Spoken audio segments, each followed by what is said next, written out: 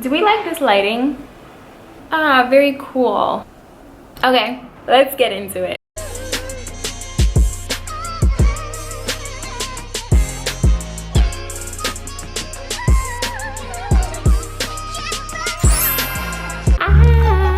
Guys, new camera. I'm excited to edit because I'm gonna look a little different because I got a new camera or whatever. All I wanted in my life was a camera and I got it. So shout out to Crystal for getting me a camera. Hey guys, welcome back to my YouTube channel. This is Nina KP and you are tuning in to my channel.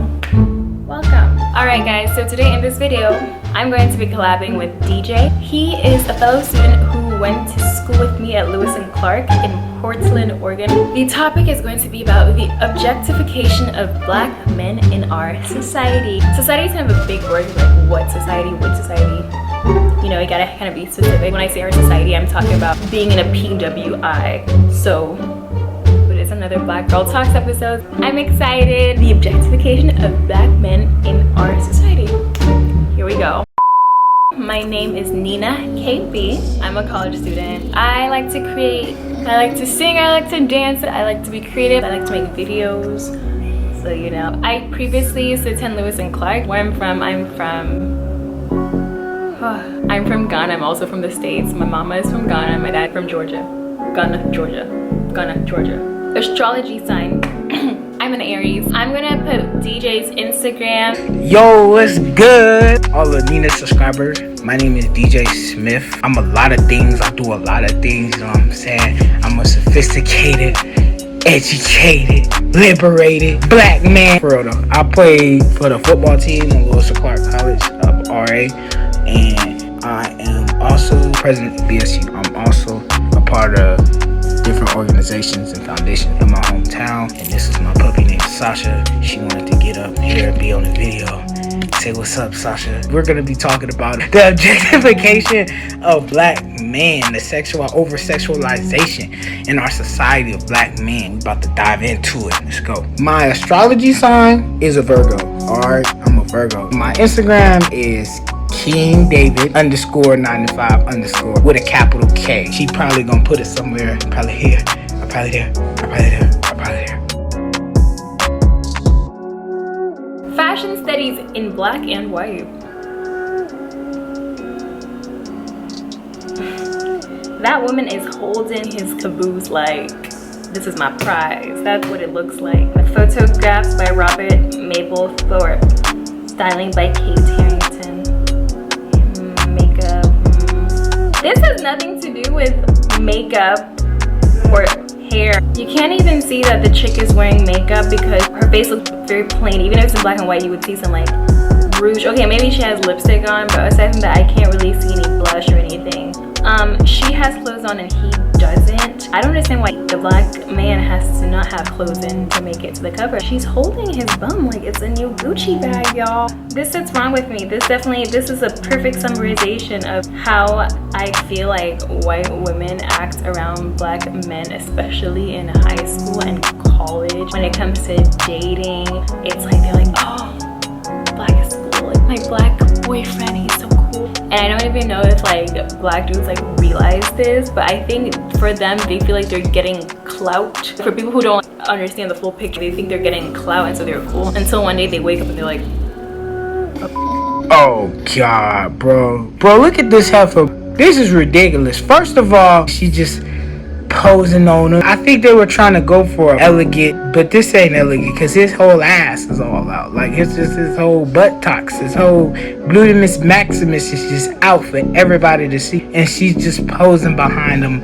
fully clothed. Look at my gift. Look at my present. Look at my black man. That's your thing, bro. That's not cool, bro. You can't keep doing that. Like, look at this. She just over here like, this is my black man. That's just a no. We don't do that. That's not fashion studies in black and white.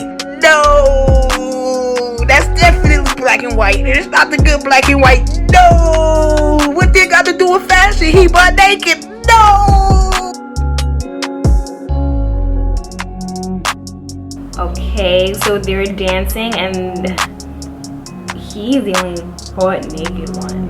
I don't like this last photo. Like, why is he all the way down like that? What is that? She looks like she's disappointed in him, and he's like looking down. They should have accepted him with clothes.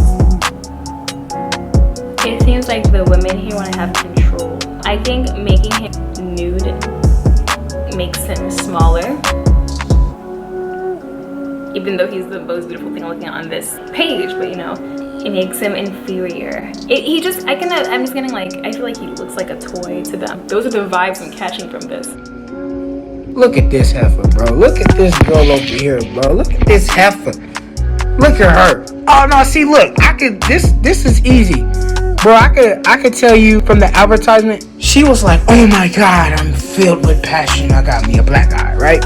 And then she was like, I'm getting bored of him. That's what it looks like. I'm getting bored. And then now she's like, I'm gonna humiliate him. Ha ha ha ha ha ha. He's just like, what I get myself into? And now she's like, this will never work. And he just feels totally disappointed. And it's crazy. This is honestly what black men go through now today in interracial relationships. It's sorry to say it. Might not be everybody's truth, but it is the truth. A lot of these girls, they just be dealing with black dudes and then they just use them for a stamp of approval. But they really don't love him. They just love who he is. They don't love him. They just with him because he's black. Oh, white people staring is a thing. Because y'all be stirring. I'm like, what? This isn't Get Out when he was at the auction, but he didn't know he was at the auction. It was not a slave auction, but it was some type of auction. It was an art auction. And he is the art. You see. It reminds me of performance. I've been to PWIs most of my life. I've always done theater and performing, like cheerleading, theater, plays, film, things like that. This is giving me a throwback of like, okay, I used to be a cheerleader in high school, and I used to cheer with, it was like for part of high school and most of junior high, I used to cheer with our cheer squad. And there was only one other black girl. She was way older than me. Her name is Simone. She's an awesome dancer. Simone and I were the two black girls, two black cheerleaders, and it felt like, I'm not saying people were watching it because we were good and we were coordinated and we were dancers. The whole team was great. I'm not bashing on the team. This is just what it felt like being one of the only people of color and black people in a team or during a performance. I feel like all the eyes, all the white moms just staring at you. There's more judgment on you. It's like, why is she wearing that? Maybe it looks like that. She's doing this. You just have more attention on you, but for the good or for the bad. It's weird. It's just a thing. I know. Comment if you've ever felt that way. It just is. I don't know what that's about. See, I can tell you about this photo. This dude is really scared, bro. I get it though. He's smiling. He in his environment, you know, with a whole bunch of white men. He putting on his fake smile, but the truth is he really scared. He's in panic mode right now. And you notice he's dressed in blue and everybody else is dressed in red, black and white. You know, maybe purple. I think that dude has a purple tie on, but it's red based. This movie touched on a lot of things. It touched on the fear of interracial dating. You know, it's just a thing in black household. You know, you deal with a white girl, she gonna have cousins or relatives or somebody that's not gonna like you because of your skin color. It's just part of interracial dating. He's really just scared. He's putting on this fake smile. This is actually relatable. Every black man's probably been in this situation before where they just gotta play it cool, but you know, it could easily be the end of their life if they make the wrong move. I like this movie. This is a really good movie.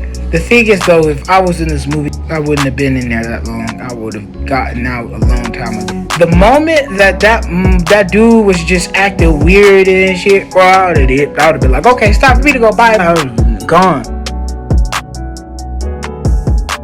Honestly, I'm not gonna lie. I feel like the role of a black man in television and entertainment is honestly not as strong as it should be. I definitely think that we need to push the boundaries.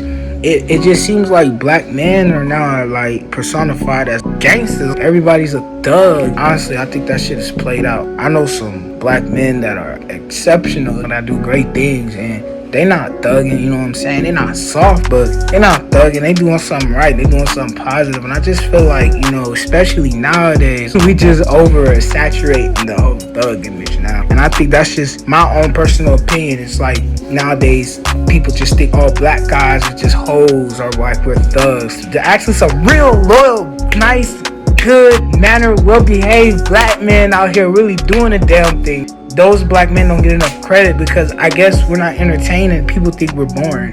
I don't know, white people think we're boring. We don't get the job done enough. We don't entertain. And that's the thing about the entertainment industry. It's hella corrupted. At the end of the day, people just want a good laugh. This is interesting because this is a question that's different for everybody, and it'll be interesting to see how many people actually have the same kind of like response versus the variety of responses, because you know, parents are different. Like some parents don't let their children watch TV, so it's like their introduction of it will be very different. It'll be like safer. I use the word safer not to say that black men are dangerous, no, but the media is also kind of dangerous sometimes when it comes to showing black men. It can easily be in a negative light. That's why I say safer. My first portrayal of black men was through R&B. I used to watch a lot of music videos growing up, R&B music videos and stuff like that, so it wasn't necessarily negative. I just saw black men to be as a bigger picture as very talented individuals. I was like, oh, you know, black men are cool, they're entertainers, they're talented. That's what I had in my head from a young age, because I was always watching music videos. Man, not only our campus, honestly, every PWI, they expect black people to be a fun guy. And like, oh my God, like, such and such so cool. And I mean, for me, it's not hard being myself. And myself is just happy. I never like to be in a bad mood. But there's other people that's black, that's like me, that aren't the fun guy. And they miss out on opportunities because they aren't the fun guy. Bro don't want to be that. So why does he have to be that for you? As far as the girls and all that stuff, you know, a lot of the time they just think that we hoe. Like everybody, oh, if you're black and you're on a sports team, you're a hoe. And it's like, it's not even that. It's not even that. You know what I'm saying? We just honestly good dudes. You don't even get to take the time to know us. And plus, we in college, we like 20 years old. Come on now, you can't judge us off of our mess ups and stuff like that. So it's a lot of it. It's just, you know, they expect you to be the fun guy and they expect you to be the hoe. I was talking to my fellow student athletes about this. They look at black guys as like something to have fun with. You could hook up with a party with a black guy, talk to a black guy, and do your little schism with a black guy, but you can't take a black guy home because he's not husband material or he's not a good guy. And that shit is kind of lame, because it's not even like that, you know. We actually really good men, but we get downplayed and disregarded because of the fact that everybody thinks we hoes. This goes unsaid, right guys? This goes unsaid, because nobody is gonna come up to you and be like, hey, I prefer you black men to act like this, and that's what's socially acceptable. Nobody's gonna say that, but you can tell by the way our white peers act. Like, you know, he has to have all these things that he has to do. Like, he has to be an athlete, he has to be cool, he has to be flirty, he has to be strong, he has to be bold, he has to be sexy, he has to be all of this stuff. And it's like, if you don't tick all those things perfectly, then people will not see you as black. People will be like, you're not even black. And you have to talk a certain way, you have to have like your black accent. Not all of us speak Ebonics, okay? It's just because of the expectation our white peers have. And we have to take all those specific marks. And I say we, I'm a black woman, but you know, I'm talking about the black race. I'm talking about black men. We have to tick off all those boxes in order for people to perceive us as black qualified, which is so weird, because like, why are you trying to qualify me for being black? Because people are, it's very limiting. That whole thing is very limiting. So yes, I do think that there's a way that, you know, our white peers expect to see our black men on campus.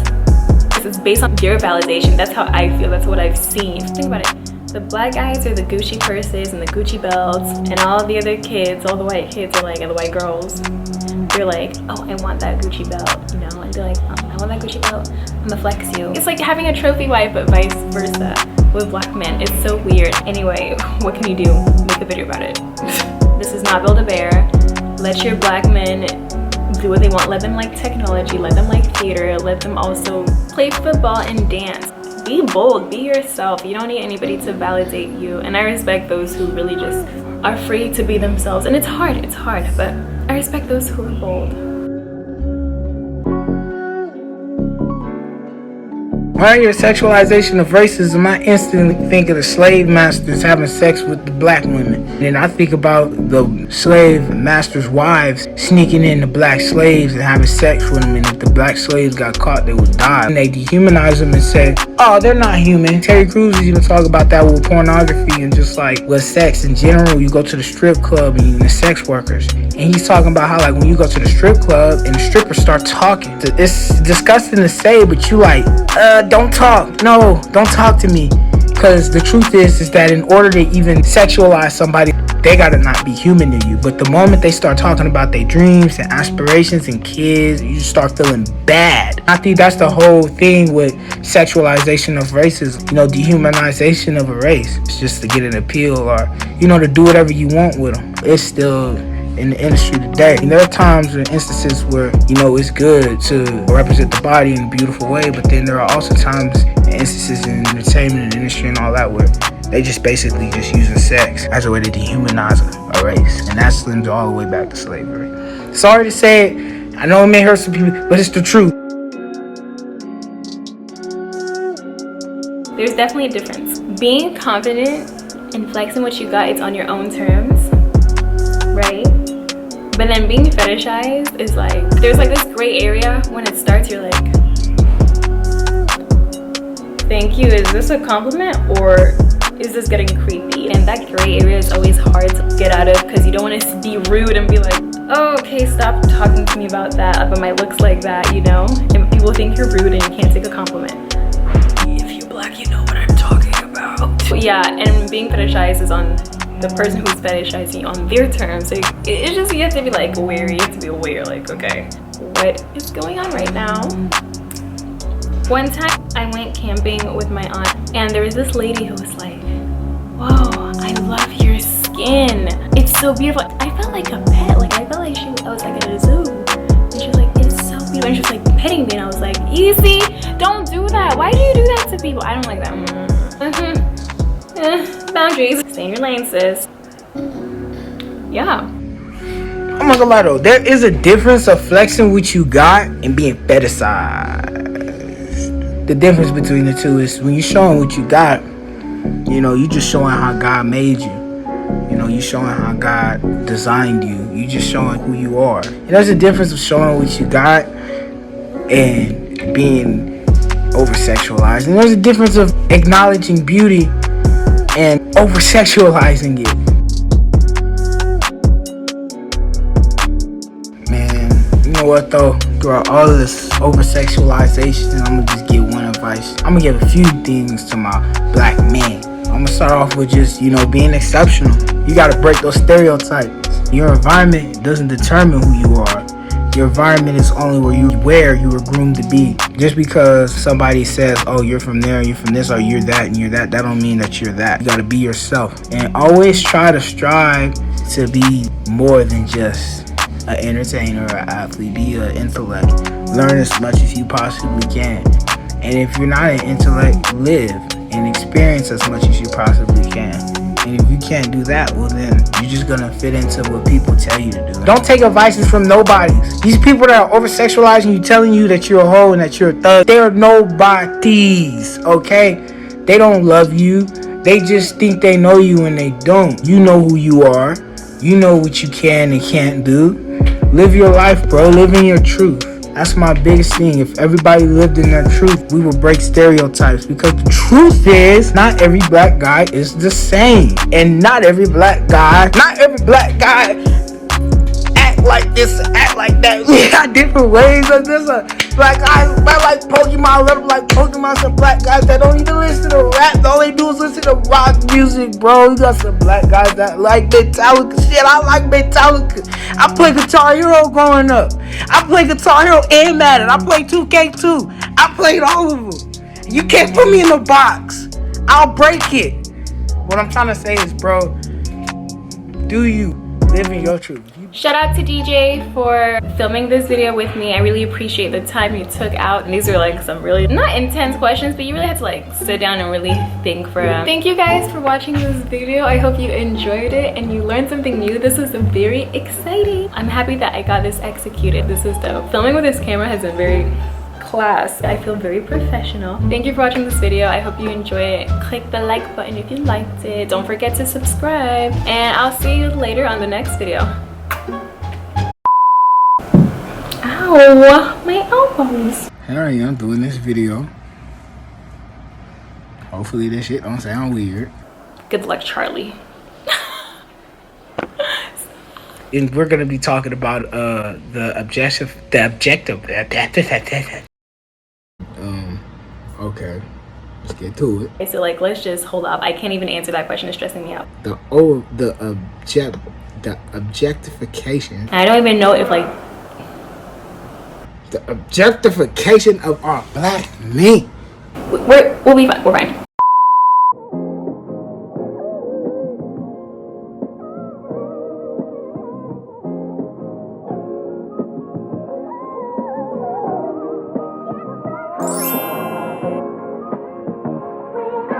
Yeah, they got it bumping.